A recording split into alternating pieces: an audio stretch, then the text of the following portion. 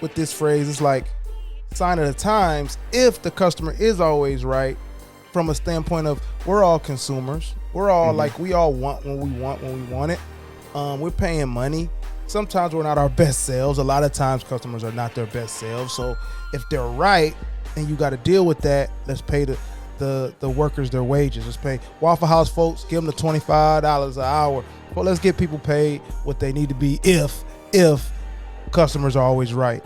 Even though the some people take advantage of that, because I've heard people go, "Hey man, go to Ritz. They always whatever you want, they'll give you whatever you want." Oh yeah, I never went in with that mentality, but I would say this. Have you stayed at the Ritz though?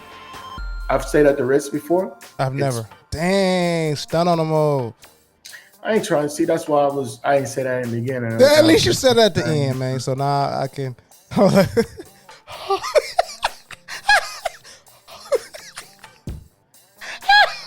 Sparkle a little more for me, dog. Speak for me. You know, we have a lot of expressions in the English language. I don't even know what I'm saying. What are we talking about? Where'd that come from? Most all of us use them every day. I don't even know what that means. No one knows what it means. You know, we just say them as if they really made sense. I mean, how silly is that? Do you understand the words that are coming out of my mouth? What the f*** is he talking about? What's good? What's good? What's good? You know who it is. Welcome to the Appraise the Phrase show. This is me, Mario. We're here to do three things as always: unveil the origin, confirm the meaning, and assess the value of common everyday phrases. Go Lions. That's all I'm going to say this time. Go Lions. Stand up if you in that blue and gray and white. Looking good out there. But SMH, KMT, all the little things, man. We pushing through. 20's in the building. What's good, 20? Yo, what's going on, brother? How we feeling today? Man, look, we had a lot to say before, and now we have much less to say. Tech world is against us, so we gonna push through for this episode for y'all. This is for the people, and to get this off my chest. So, you got anything for them? How you feeling? Nah, man, let's go ahead and get it in, man. Like, I had a great family weekend, and now it's time to go ahead and, enjoy and get back to work. Get this work in. Okay, I'm with you. We gonna get into it. Shout out to your family and that family outing. It's been good weekends lately. I feel like energy's good. So shout out to that. We wrapping up the season, y'all. You heard us mention last week. So this week we're gonna get into a phrase that is, to me, a sign of the times, plus something that I've been wanting to get into and talk about for a little bit, because I've heard it and it don't sit right with me. And there are real reasons why. So we're going to unveil the origin, confirm the meaning, and assess the value of the customer is always right.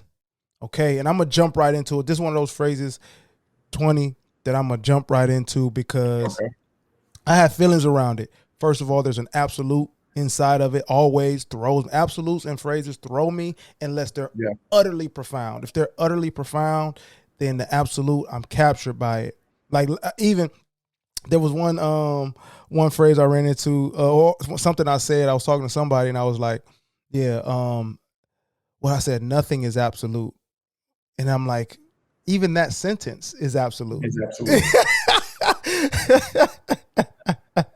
So I was like, Argh. So yeah, that's my relationship with stuff that's absolute. And then with this phrase, it's like sign of the times. If the customer is always right, from a standpoint of we're all consumers, we're all like we all want when we want it. We're paying money. Sometimes we're not our best selves. A lot of times customers are not their best selves. So if they're right and you got to deal with that, let's pay the workers their wages. Let's pay Waffle House folks, give them the $25 an hour.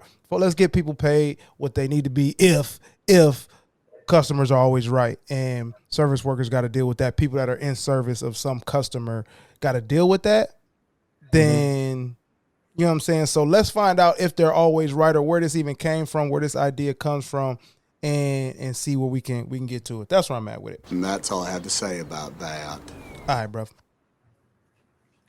I want to say the Ritz-Carlton is the most popular and most famous business for using that phrase. I mean, I'm pretty sure you got to go up in there and do some crazy ass shit for them to be like, nah, you can't do that. You know what I mean? Like if Yes. you're paying them, they're gonna, take care of you. But yeah, man, it's a sticky situation, man, because definitely people out there that love to take advantage of that, that go in that situation just to take care of it because that they're going to give you the hospitality, they're going to give you the good service, and they want to make sure that there's no issues or they have a reputation to uphold. So it's like, yeah, man, just, if they're going to complain, if they're going to do this, if they're going to do that, just go ahead and say no problem, Yeah. And Yeah. that's pretty much what it's pretty much saying is like, okay, we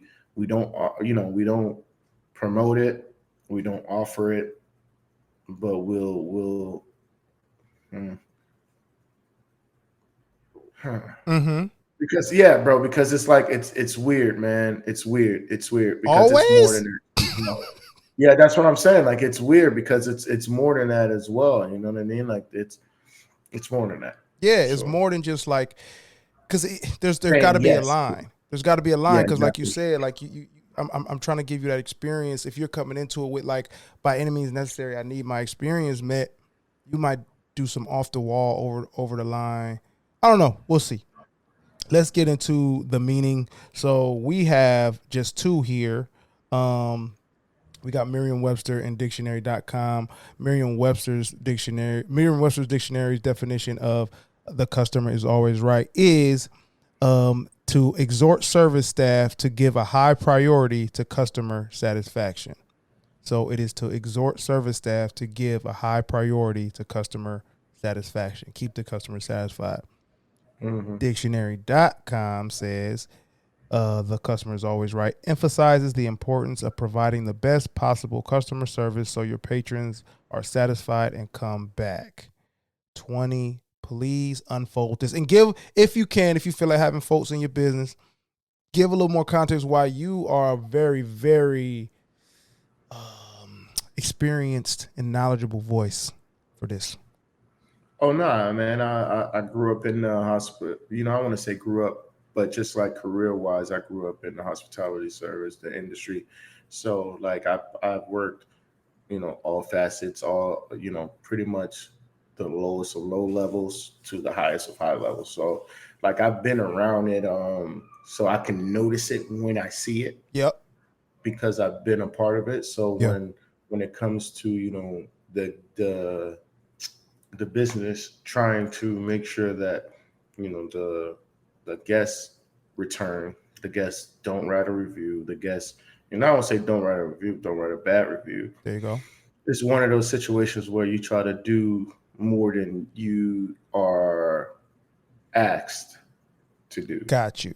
All right. Yeah. With that said, let's take it to the definitions. If you want me to reread, I can, but let's take it to the definitions to see if that matches up. Merriam-Webster's exhort service staff to give a high priority to customer satisfaction, and dictionary.com emphasizes the importance of providing the best possible customer service so your patrons are satisfied and, like you said, come back. Where you at? Leaning towards one better than the other, one resonate more? I would say if you go off of the absolute, which is the actual phrase, then I would have to go with .com, dictionary.com a little bit more because, Merriam is not saying absolute, Mm-hmm. No, they're not. They're just saying they're not going the absolute route. They're just going to say, hey, make sure you're making these people happy. Make sure, they're satisfied, not whatever they want. Yeah. That's the difference. I think a lot of people misconstrue customers always right to give them whatever they want. Yeah. And that's where it fucks up. And that's where is for me is bad. I think neither one of them. I think dick.com, if I can jump in, if .com is a little bit closer, but that absolute, that always, like Did you say .com? Dictionary.com. I'm just moving fast. Maybe it was a little glitch, little hitch. No, I would never do that. I would never do DeMero Dixon as shortening of dictionary.com, brother. I would never do it. I'm so sorry. I would never do it. But I feel like that was natural karma for me asking you what I asked you earlier on pre-recording. Natural karma. That was wild. Dogs. Oh, I'm sorry, bro. Like there's other shows that partake in that and that, and I enjoy it too as well. But this, we can't have that show to partake in it, so I'm not gonna do it. But that was a wild, bro. Yeah. That was a wild. Well, hey, if we can I would like a crossover episode, and don't bet against us. Don't bet against us if we can get a crossover episode with them boys and it gets a little wild. That's all I would say. It could get a little wild. Paul, whoa, and it starts. So with that absolute, that customer always right is not, to me, is not saying best possible satisfaction. Customer always right means, like you just said, give them what they want. Give them what they want, even if it's not possible. Like, what if it's not possible? Mm-hmm. What if it's not possible and they're right? Like, what's the move there? What's the move there? So that's why I want to investigate, like, where we go, how far do we go with that, and what does that mean for the person on the other side that has to deliver that thing? So before we get crazy with it, man, let's get into the origin. Where'd that come from?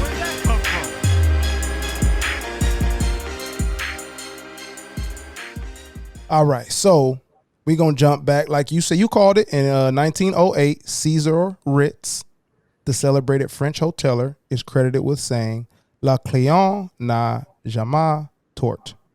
The customer is never wrong. Okay, that's where it started. The customer is never wrong.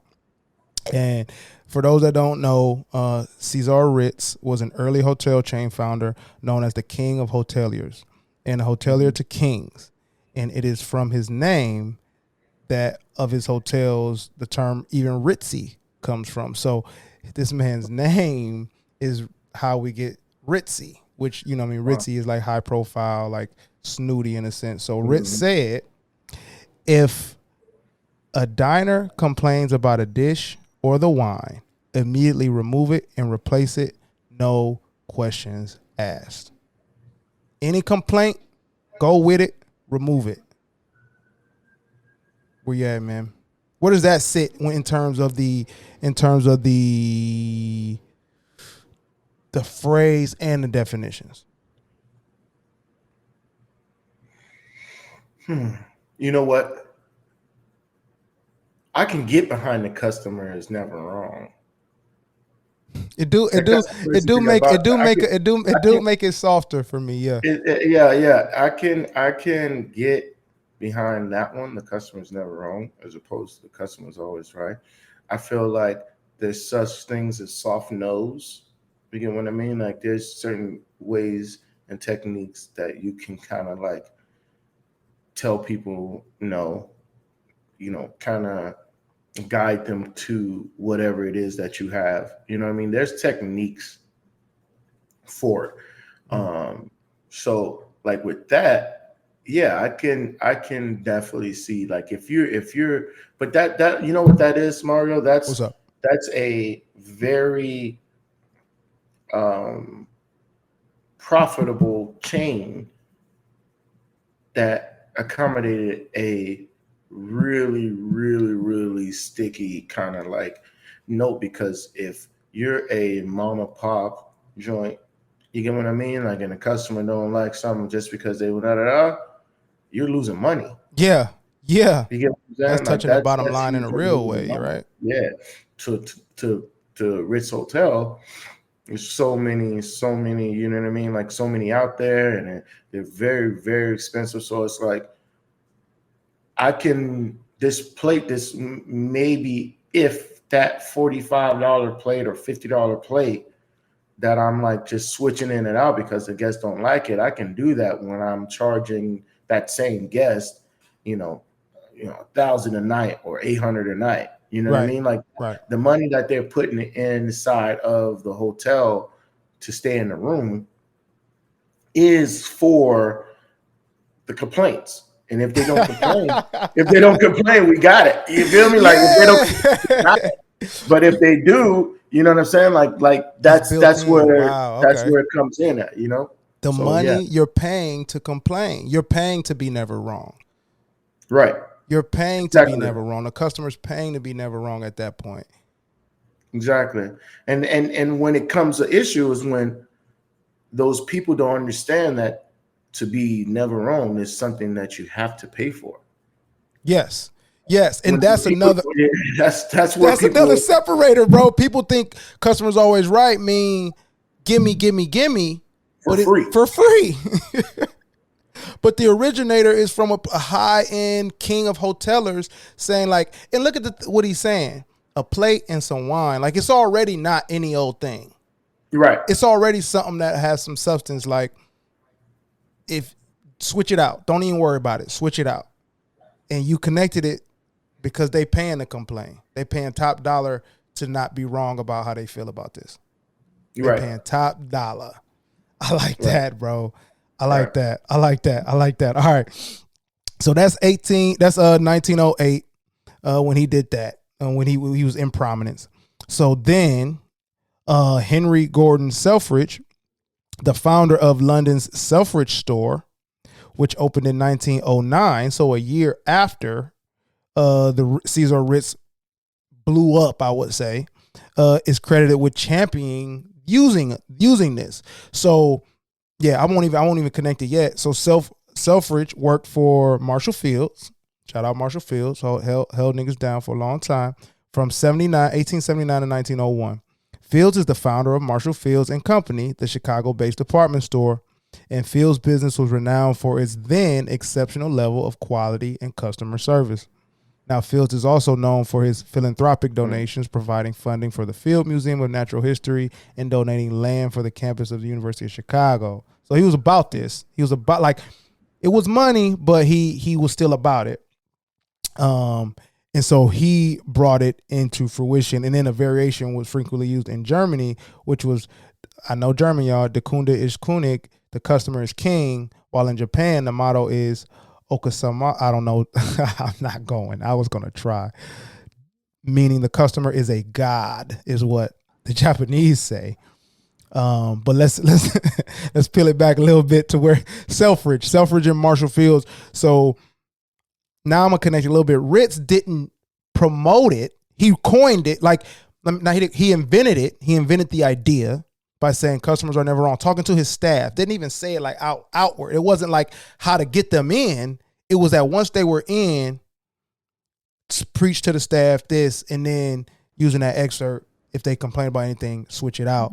Whereas Selfridge, that was his marketing slogan. That was his slogan. And then we'll get to Germany and Japan in a minute. Where you at with Marshall Fields and using it as a way to get people in? Yeah, man, it's just marketing. It's really marketing. When it comes to it, you know, you want to go somewhere, especially if you're spending your money, you want to go somewhere where they appreciate you, where they, you know, you're getting different service from your house. Because, like, why am I going to pay something when they're treating me worse than I could treat myself in my own house? You know what I mean? So it's like a situation where, yeah, it's more marketing than anything. I'm pretty sure that they don't look at the customer as a king or even, you know, a god in some instance. It's just, you know, we want to show you so much appreciation as we would do a king or as we do, you know, a god for coming in and you know, spending your money in our establishment. Got you. Where does that put you, man? Say your next venture, and like 20, he's in the industry at this point at a level that he understands the ins and outs. You know what I'm saying? I'm gonna speak for you in that instance. What happens to you if you're told, hey man, we on this the customer is king, the customer is God wave? Like how is that practical for you? What does that make you have to do to accomplish the customer is always right? Like how does that impact your way of being if you're on the other end of it and you're not the customer?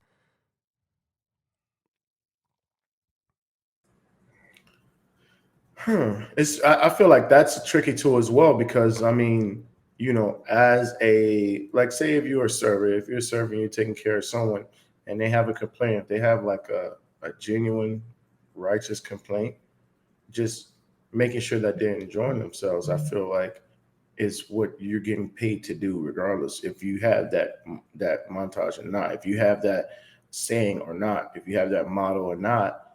What you're getting paid to do is give a service to said guest, Mm-hmm. So it's like with that God level service. So I mean, I'll be honest with you, why not? It's like a situation where if somebody's, how about this? Yeah. If you got someone that is okay, Mm-hmm. if you are saving up your money to go to a place for a special occasion, Yeah. say it's your girl's birthday or whatever the case may be, and normally you can't afford that place, but you're saving up for that place to go. Yeah. And if you go there and that experience is out of this world, they treat you, they Mr. Hines come right in. Nobody's ever done that for you. You know what I'm saying? Mr. Hines come in, here's your seat, or whichever seat you want, let me know. We'll get that for you. Oh yeah, you want this? Oh, my girl was really in the mood for this. Da, da, da. Oh yeah. Don't worry. By the time you end that experience, man, like you're going to mentally want to go back. You're going to mentally want to save up more. You're going to mentally feel different, feel better about not only what you did, but feel better about spending that money. Yeah. You know what I mean? Like I feel like it's different when you go to a place and you spend the money, you don't get, good service, or they don't treat you in a realm of grateful that you're in there. Then it's like, why am I spending my money? Why I just wasted it. What if? I like that, and I agree. Here I come, though. What if you're doing this God tier service? This is a king. This is a God. And this customer is like, nope. Oh, that's going to happen, bro. That is going to happen. That's going to happen. Like, listen, everybody, like I said, there's people out there that just go there to take advantage of it. And there's people out there that go there that does it because they've never had that type of service, Okay. So it's like, yeah, you're going to have so many people. If you have 8 people, like say you go take care of 10 guests and 8 of them are just like assholes. Yeah. And you're giving God service to all of them. You know what I mean?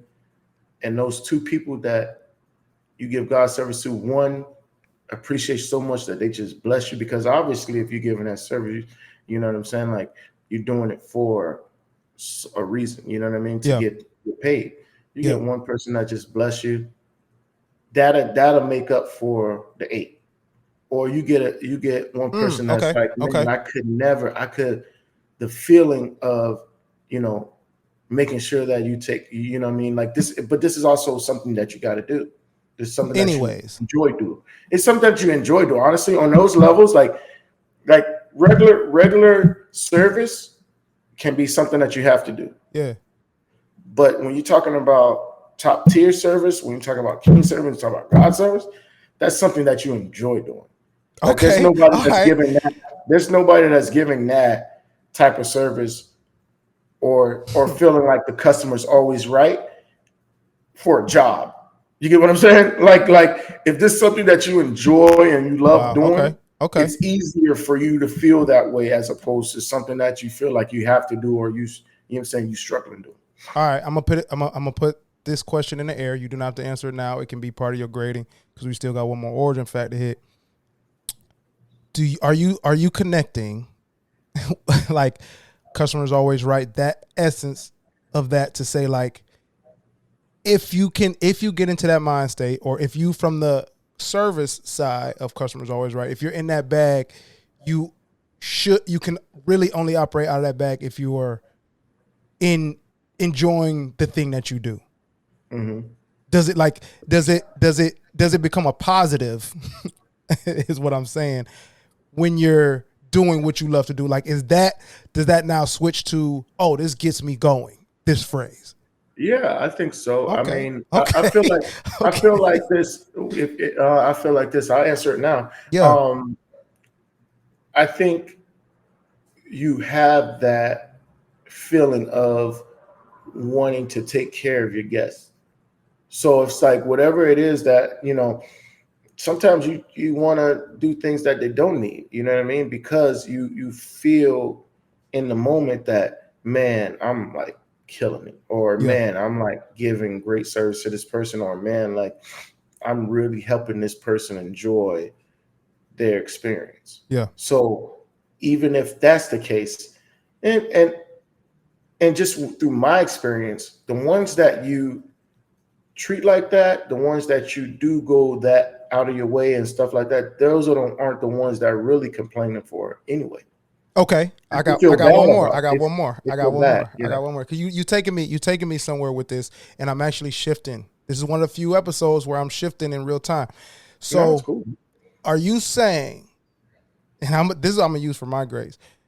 Are you saying, or what I'm hearing is, customers always right from the staff point of view can be a positive thing. But if the customer is coming in with customer always right, that's misusing and abusing the essence. Right. Bet. All right. Let's get this last origin out so I want to hear your grading point. All right. The customer always right attitude was novel and influential when misrepresentation was rife and caveat emptor was a common legal maxim. So now we're getting into that thing you were talking about. Mm-hmm. And why I kind of connected these two. So there's a thing called caveat emptor, which is let the buyer beware, right? So it's on the buyer. So as the customer's always right attitude started to become typical and almost influential, this other side came. So caveat emptor is short for caveat emptor quia ignore non debut quod, whatever, Latin, which is let a purchaser beware, for he ought not to be ignorant of the nature of the property which he is buying from another party. Mm-hmm.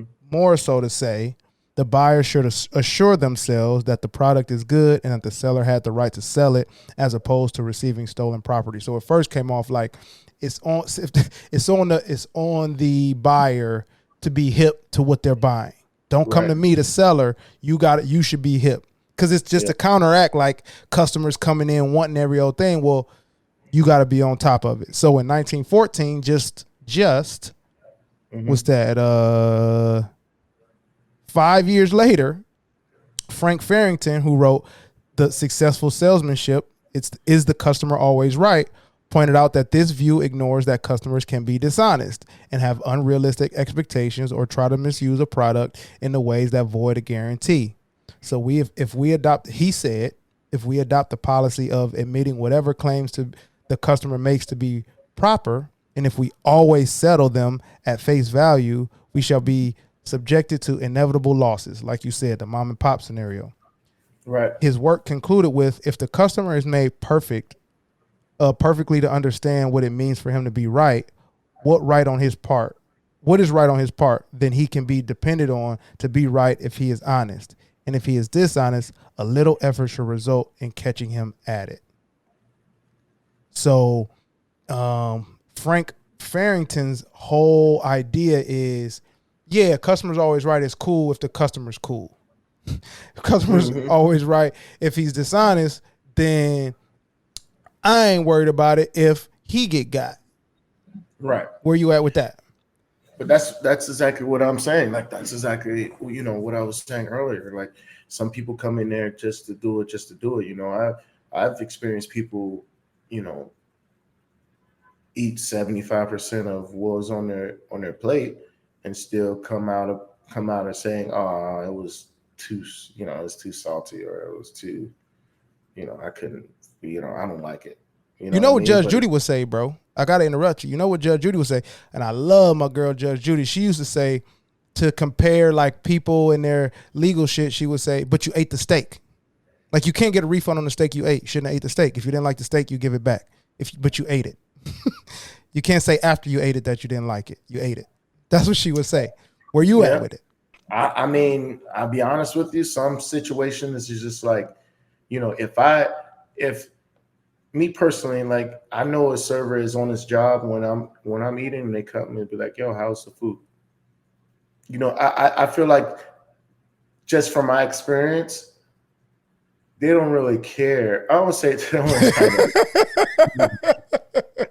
I ain't gonna take that away from people. But like that's mostly just to see if they have a problem, not really to see, how good the steak is. Your enjoyment. It's pretty much to see if there's anything that they can do. Is it like mitigating complaints? It's like let me manage the possible complaint. Yeah, just in case. So if towards the end, if they want to say, no, this was good, well, I asked you how was it, and you didn't say anything. That's real. And I'm you know me, bro. I love the human experience. So I don't look at service staff I don't look at any interaction, but I'm heightened. My human interaction, my human connection, my human experience shit is heightened when I'm on the customer side of this shit, because I'm like, I know people be looking at that like come into it with like this very glossed overview of the customer's always right. Input, output. I'm giving you money. Give me this thing. No gray area, right? I'm like, yo, you are a human. You came in here to do this thing, whether you like it or not. I'm a human. I came here to do this thing. But we still like mix, you know what I'm saying? We mixing this human shit up. You know what I'm saying? Like we're both now a part of each other's lives in a very deep, weird way. So I'm like, I will say, if a server asks you that, I will say, you just making sure I ain't complaining. Huh? I'll say that just to see where they're at so that we can have this human moment. Like, okay, I know, I appreciate, and I would like make sure I say it in an appreciative way, but it's like, hey, you saying this to make sure I don't skip out on this man. Yeah, hey, listen, man. Because if you get a camera behind them scenes, man, you'll hear all of it, bro. Trust me, bro. It's there. It's there. Regardless of where you are, it's there. It's like, man, if you sending stuff back to the kitchen talking shit on you, and I'm not even going to like the not nothing disgusting shit. I'm not even going to the non-human shit, because that's just wrong in anyway. Yeah. But what I'm saying is like just humanized shit. It's like if you sending a 25% of, or even 20% of your steak back and saying you don't like it, then the person who is making that steak, they're professionals. Yeah. And if you're a professional in anything, you take pride in what you do. Absolutely. So it's like a situation where you're sitting here and you're telling these people that it wasn't good. Well, why wasn't it good? After a while, right? Yeah, then why wasn't it good? You know what I mean? Like it has to be more than just, let me fix that for you. Because you don't know what you're doing wrong, or you don't know what the person don't like if you just grabbing it and replacing it. So there has to be at least a moment in there where you're like, okay, so what about it you don't like? So and those go. And those ones that are I don't know, I just don't like it. Those are the ones you're like, oh, you just ain't here for that yeah, bro, you know what I mean? Like, because we all know why we don't like things, whether we want to say it or not. Personally, I don't, you know what I mean? And it's just like nowadays, because of these things are so expensive, because of the cost of food, because of all this stuff like that, it's hard to take on that notion of, customers always right. Now, you can sit up here and say, this thing is salty, and I feel like to me on my palate that's salty, but that's more on what Cesar was saying, like the customer is never wrong. That who am I to tell you about your taste buds? That's the subtle difference. You're not wrong about it being too salty for you. This is the recipe though.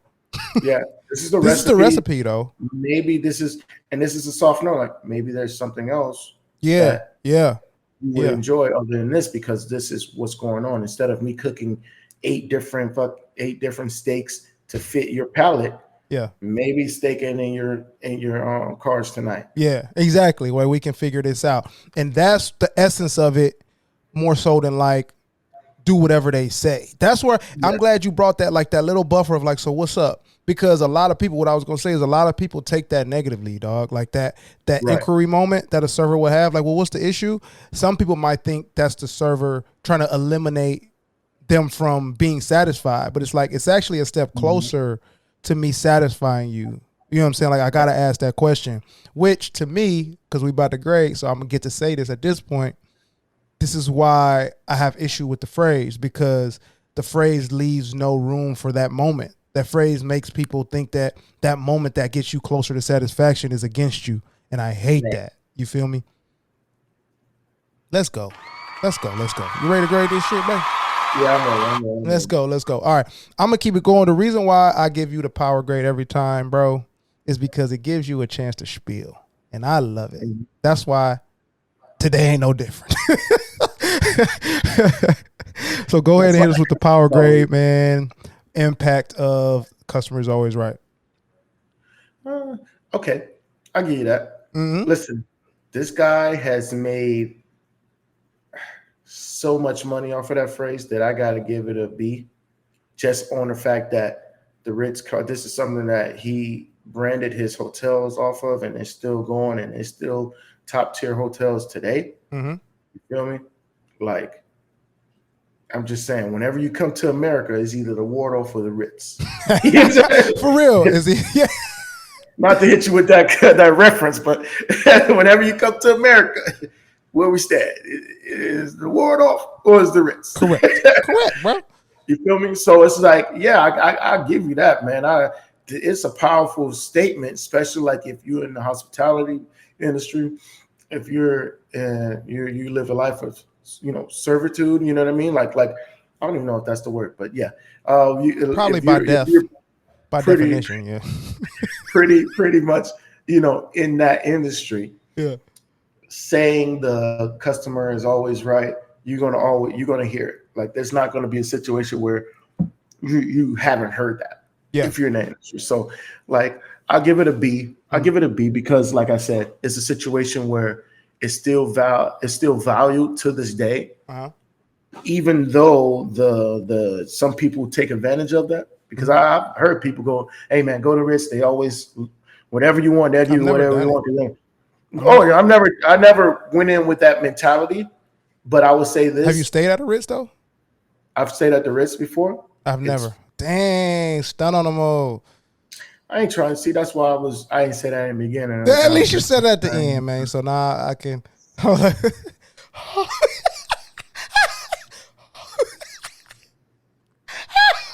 Sparkle a little more for me, dog. Speak for me, please. Listen, man.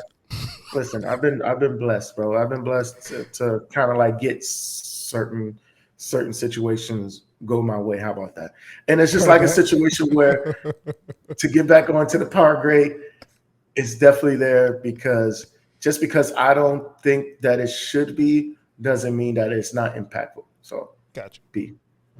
Yeah, unbiased. I love it, man. Speed grade, is it flowing? Is it flowing eloquent? Customer's always right. The essence of it flows very smoothly to say it. I think okay. I don't know if we're cancelable yet, but I'm gonna say this, and I'm sorry, brother. I feel like it's so smooth to say that idiots can say it with confidence.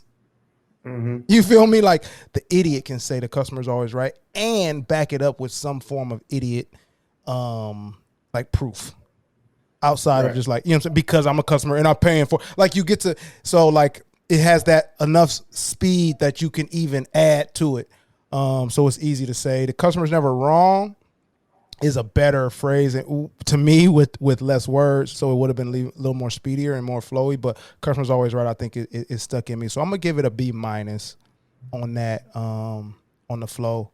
Customer always right. B-. All right, man. You fucking with it? I'll say this. I'm fucking with never wrong more than always right. Same. I'll give you that one. I'm fucking with never wrong more than always right. So I give that overall C, just because of that aspect of it. So yeah, I give it overall C because I wish it stayed more of never wrong. Because I feel like you can kind of get behind that that doesn't mean you're getting something for free. And I feel like when you say it's always right, people look at that more on the end of I get what I want. Correct. I agree with you there. I agree with that 100%, bro. I agree with that 100%. I'm giving it a C as well. That's all I can give it. Because Never Wrong is what Cesar Ritz meant. He meant that, and Always Right. I think it shifted. I rock with let me get his name right.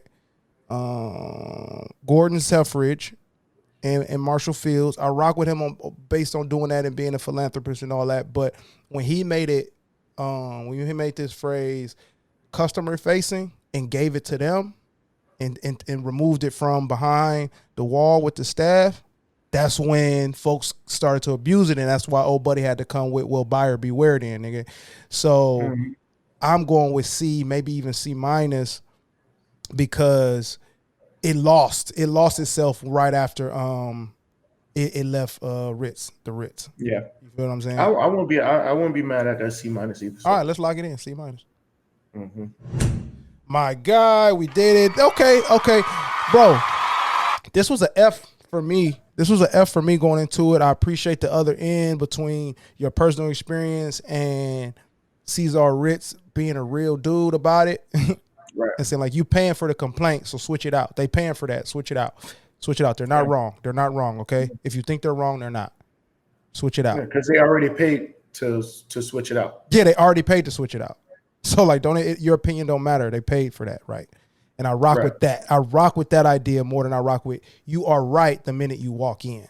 I don't like that idea. Yeah. You feel what I'm saying? No, I totally get with that too as well. Word. I don't think it's true. Yeah, I don't think it's true. All right, man. Ooh, get that good one out. I already had my coffee. That's why, you know what I'm saying, we started a little late. But you know what we got. The Dictionary of Misinformation. I actually have to choose today. And I'm actually just looking at the front of this book to see what letter to choose. I'm gonna go with F.